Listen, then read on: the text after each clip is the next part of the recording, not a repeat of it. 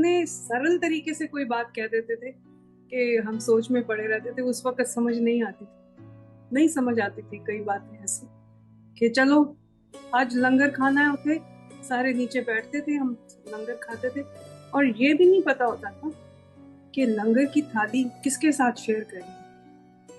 कई बार मैंने लंगर की थाली किसी बहुत ही एमिनेंट पर्सनैलिटी के साथ शेयर की, कई बारी मैंने अपने ड्राइवर के साथ शेयर की, कई बारी मेरी नेक्स्ट डोर नेबर के साथ शेयर की, क्योंकि वो थाली के बीच में कोई भेदभाव नहीं था। वो ही रोटी थी, वो ही दाल सब्जी थी, वो ही चटनी थी, वो ही सबने मिलके खानी। रोटी हाथ में दे देते थे, रोटी वाला प्रसाद हाथ में होता था और बाकी खाना थाली में होता था, सारे मिल के खा रहे थे।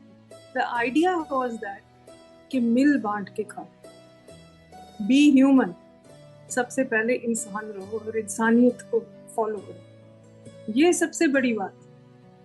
ये कोई दिखावा नहीं था कि हम पता नहीं कैसे लोगों के साथ बैठ के खा रहे हैं, ये कोई शो ऑफ कर रहे हैं, ऐसे नहीं।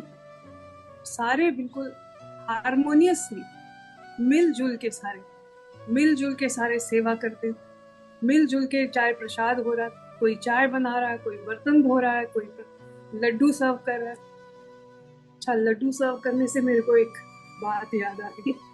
सत्संग में से सत्संग निकलते हैं, क्योंकि मेरी जिंदगी का सफर काफी लंबा रहा है गुरु जी के साथ। एक दिन मैंने देखा कि कोई मिलने आया गुरु जी को, उनका जन्मदिन था, तो वो लड्डू का डब्बा लेके आया। गुरु जी ने लड्डू का डब्बा अपनी गोदी में रखा और सबको लड्डू बांटने लगे। और संगत जो थी वो कोई होगी 150-200 बंदे की, पर लड्डू का डब्बा तो एक ही था, पर लड्डू खत्म ही नहीं हो रहे थे। सब सब लड्डू लेके खा रहे थे बड़े मजे से। मेरे को पता नहीं क्या फीलिंग हुई। मैं घर गई, मैंने अपने हस्बैंड कर्नल गुलेरिया से बोला, मैंने कहा मेरे को सब लोग अपने घर में बोलते हैं कि मैं सूजी का हलवा बहुत अच्छा बनाती हूँ, तो मैं गुरुजी के लिए सूजी का हलवा बना के लेके जाऊँ? तो कर्नल साहब कहते हैं जरूर जरूर।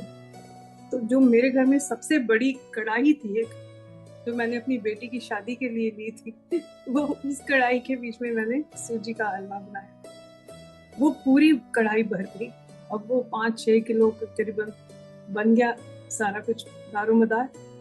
अब उसको उठा के लेके जाने के लिए 2 बंदे चाहिए थे, मेरा बेटा, 2 और हमारे फ्रेंड्स, उन्होंने सबने उठाया।